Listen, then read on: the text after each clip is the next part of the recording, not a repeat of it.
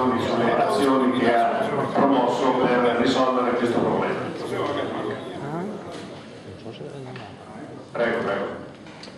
Grazie. Visto che a me è stato dato questo incarico, leggi il titolo per cui devo parlare io. Ancora, sì che riguarda No. Le azioni della Regione Veneto.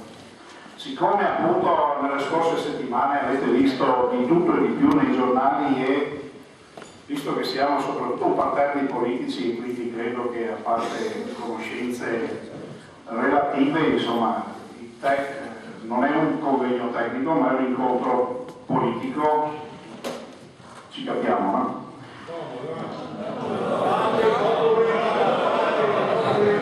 Andiamo a casa, andiamo a casa.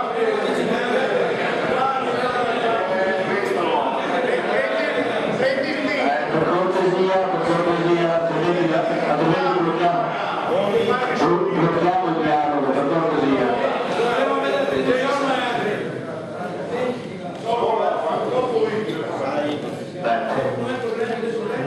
La Regione del Veneto, come tutte le altre amministrazioni locali, non ha nessuna competenza in merito all'assegnazione delle frequenze.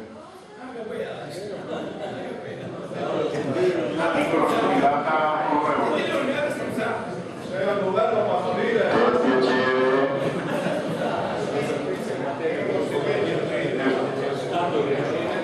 Io sto parlando dell'assegnazione delle frequenze del piano nazionale che è stato fatto in conferenza di Ginevra nel 2006. Cioè partiamo per capire anche l'evoluzione, dopo se volete una piccola disquisizione penso che sia utile farla, perché visto che nelle scorse settimane è stato detto che la Regione non ha fatto nulla, è giusto che vi informi di cosa perlomeno abbiamo fatto fare, o la Regione ha fatto. Ottobre 2009 la Regione ha istituito un gruppo di lavoro per questa transizione. Questo gruppo di lavoro ha incontrato da inizio 2010 tutte le categorie, tutte le associazioni che possono essere in qualche modo, potevano essere in qualche modo interessate ovviamente a digitale. In che senso? Associazioni di consumatori, amministrazioni di condomini, responsabili della distribuzione, negozianti, volontariato, installatori, antennisti, eccetera. Il 12 aprile 2010 abbiamo organizzato, per quello che ci è nostro e per quello che è di nostra competenza, tutta una serie di incontri tecnici a Villa Contarini a Padova con tutte le varie categorie di installatori e antennisti, ovviamente su quelle che sono le linee guida che ci ha dato il Ministero e che sono state fatte anche nelle altre regioni prima di noi, che anche le altre regioni hanno avuto problemi, pochi, tanti problemi ce ne sono stati in tutta Italia, non solo in Veneto.